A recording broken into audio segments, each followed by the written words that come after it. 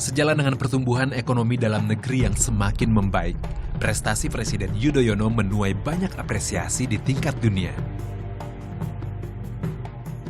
Karena komitmennya untuk pemberantasan terorisme, konflik Aceh, dan perdamaian dunia.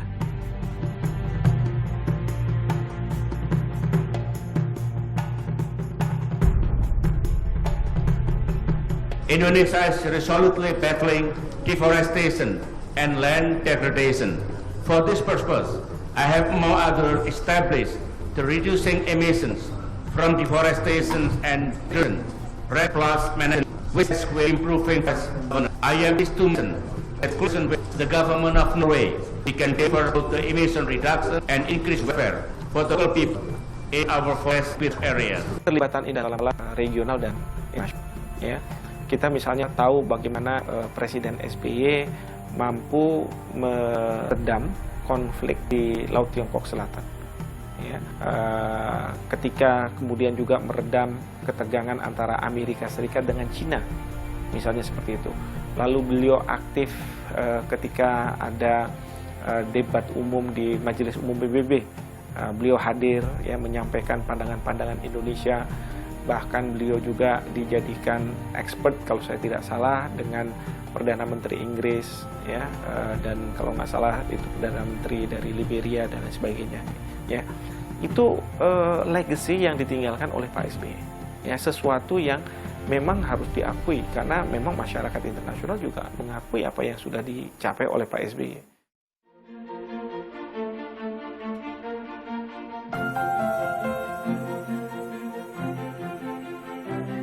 Masuknya Indonesia dalam organisasi G20 semakin meningkatkan peran Indonesia dalam hubungan internasional yang ikut mengatasi krisis ekonomi global. 1998 ekonomi kita hancur, gelap. 10 tahun kemudian, 2008, kita masuk G20. Saya berbicara waktu itu dengan teman-teman saya, para pemimpin dunia, Presiden Amerika Serikat, Perdana Menteri Australia, dan juga Perdana Menteri negara-negara Barat. Berbincang-bincang, akhirnya mereka setuju Indonesia harus masuk G20. Itu kan pengakuan.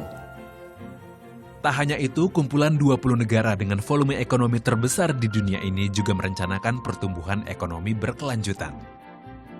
Saya harus memisahkan dalam 2 kategori. Pertama adalah kategori hubungan regional dan multilateral. Ini terkait dengan isu-isu yang menjadi concern dunia. Nah, dalam konteks seperti itu, saya menganggap bahwa banyak keberhasilan yang dicapai oleh Pak SBY. Ambil contoh bahwa kita, Indonesia pada masa 10 tahun ini masuk dalam G20.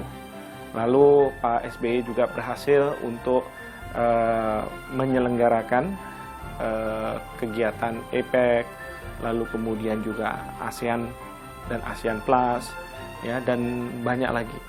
Dan ketika ada masalah internasional berkaitan Islam, katakanlah gitu, Pak SBY juga seringkali dikonsultasi oleh bahkan Presiden Obama suatu ketika.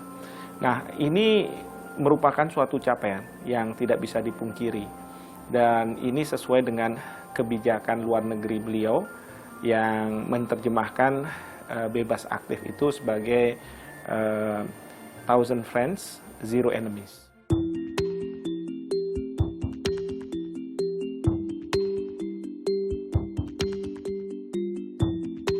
Asia Pacific Economic Cooperation tahun 2013 jadi pembuktian bahwa Indonesia memang bisa.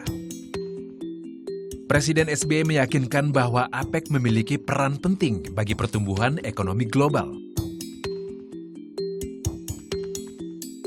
Salah satu prakarsa Indonesia yang disepakati APEC adalah pengembangan produk-produk unggulan melalui sektor usaha kecil dan menengah, kaum muda, dan perempuan.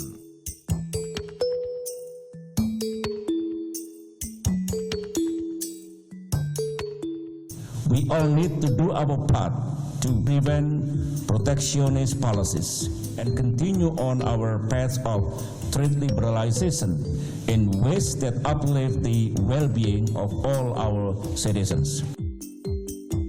Presiden mengakui pelaku UMKM merupakan tulang punggung perekonomian bangsa yang berkontribusi pada pembangunan berkelanjutan, inklusif, dan juga pembangunan pedesaan, serta pengentasan kemiskinan.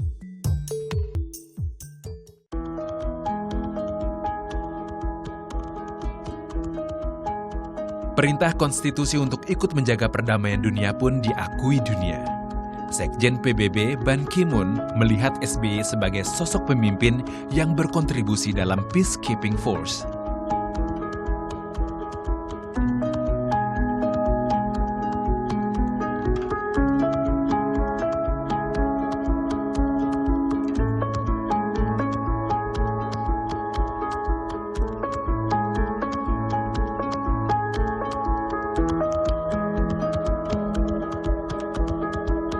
Kalau kita bicara dalam konteks bilateral, di mana Indonesia mempunyai permasalahan dengan negara tetangga atau negara-negara lain, maka saya harus katakan Pak SBY belum optimal.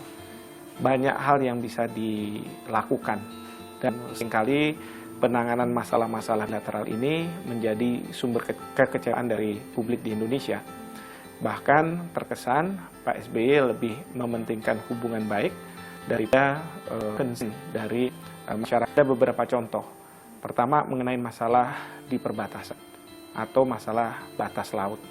Kita punya masalah dengan Malaysia, dan selama Presiden SBY memimpin, kelihatannya kita ini dalam posisi yang tanda kutip lemah.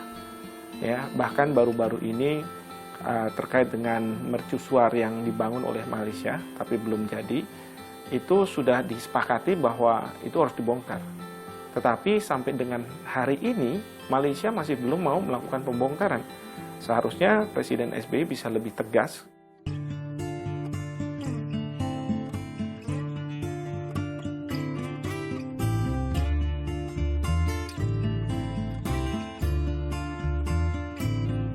Meski demikian, sekali lagi Presiden Yudhoyono membuktikan sikap tegasnya kala merekonsiliasi Indonesia dengan Republik Demokrasi Timor Leste.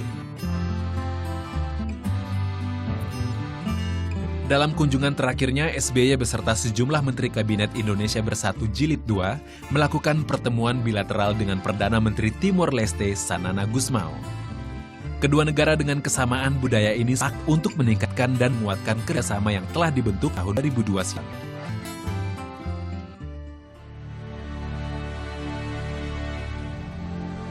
Presiden pun memberikan apresiasi atas langkah Timor Leste dalam menerbitkan Decree Law on Free Administrative Deconstruction untuk menguatkan lembaga-lembaga negara di wilayah perbatasan. Niatan Timor Leste untuk segera menjadi anggota ASEAN pun mendapat dukungan penuh. Presiden mengapresiasi kiprah Timor Leste yang semakin partisipatif dalam berbagai kegiatan internasional, berharap agar hubungan Indonesia dengan Timor Leste semakin erat.